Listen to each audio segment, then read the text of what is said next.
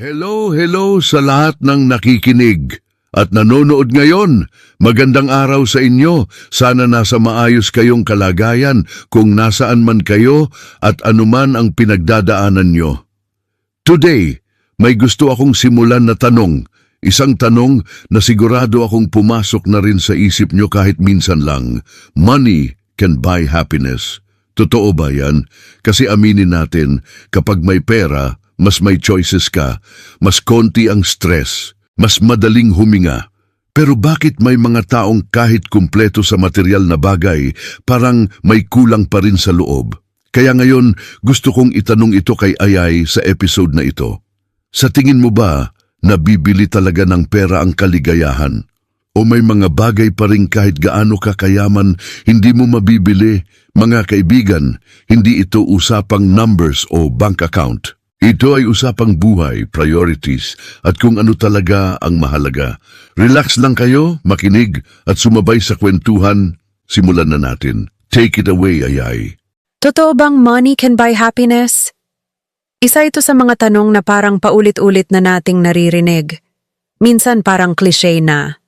Pero kapag ikaw na mismo ang nahihirapan, kapag kapos ka, kapag may bayarin na hindi mo alam kung saan kukunin, biglang nagiging seryoso ang tanong na ito.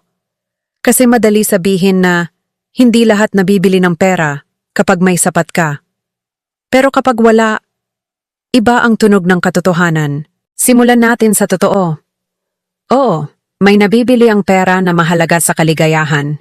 Nabibili ng pera ang maayos na pagkain, tirahan na ligtas, gamot kapag may sakit, edukasyon, oras, kasi pwede kang magpahinga kapag hindi ka gipit. At huwag tayong magpaka-plastic. Kapag nawala ang stress sa bayarin, may gumagaan talaga sa loob. Hindi ka masaya dahil sa pera, pero mas kalmado ka dahil wala kang iniintinding survival problem. At sa puntong yon, masasabi mong, yes, money can buy comfort. And comfort is a big part of happiness. Pero dito, nagiging komplikado.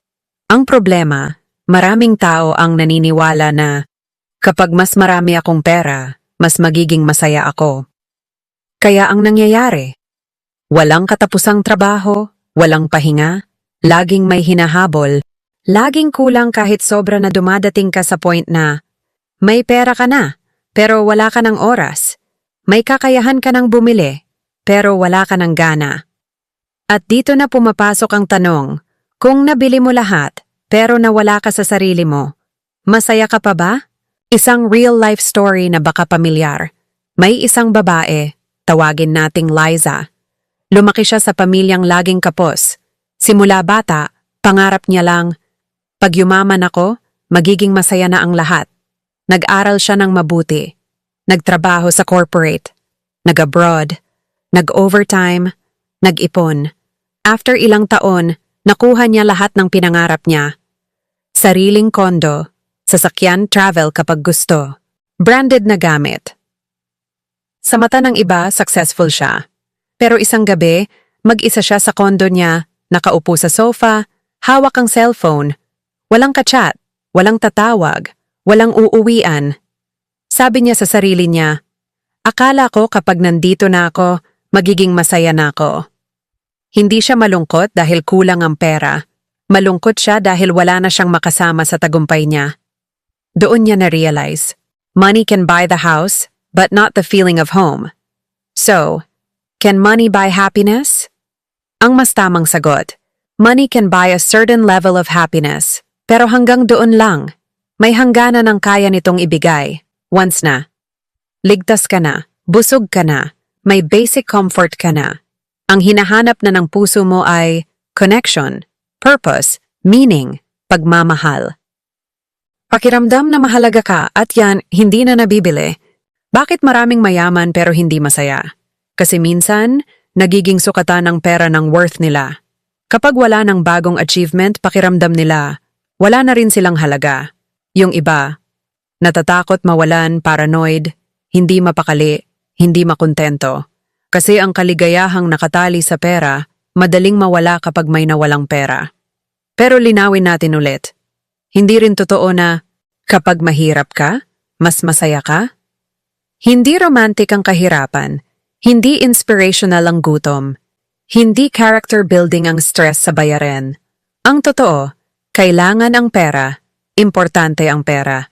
Pero hindi dapat doon lang umiikot ang buhay. Isang mas balanced na pananaw. Ang pera ay parang tool.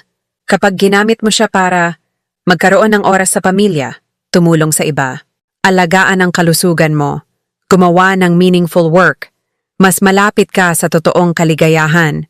Pero kapag ginamit mo ang buong buhay mo para lang habulin ang pera, madalas, nauunahan ka ng pagod bago ka abutan ng saya.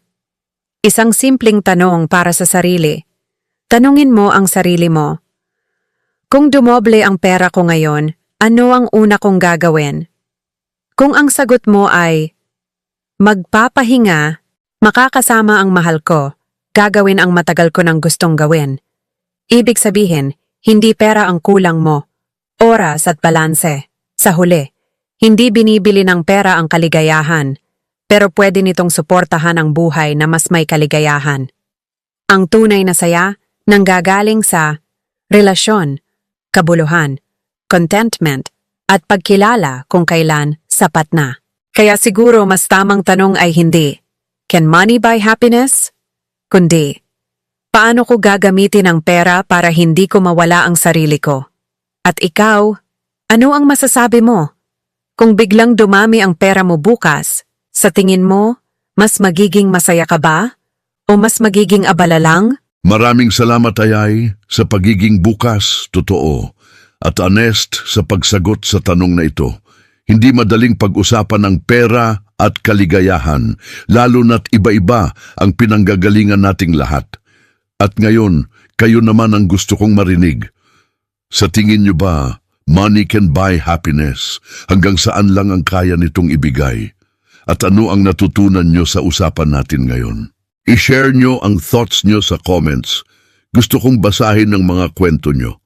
Kung nakarelate kayo sa episode na to, huwag kalimutang mag-like, mag-share at mag-subscribe dito sa channel para mas marami pa tayong ganitong klase ng tapat at makabuluhang kwentuhan. At sa lahat ng patuloy na sumusuporta sa mga nagla-like, nagsha-share at nag-subscribe, maraming salamat. Malaking bagay ang presensya nyo para magpatuloy kami. Ako si Edwin, ang inyong host, at ito ang podcast kung saan hindi lang tayo naghahanap ng sagot, hinahanap din natin ang mas malinaw na direksyon sa buhay. Hanggang sa susunod na episode,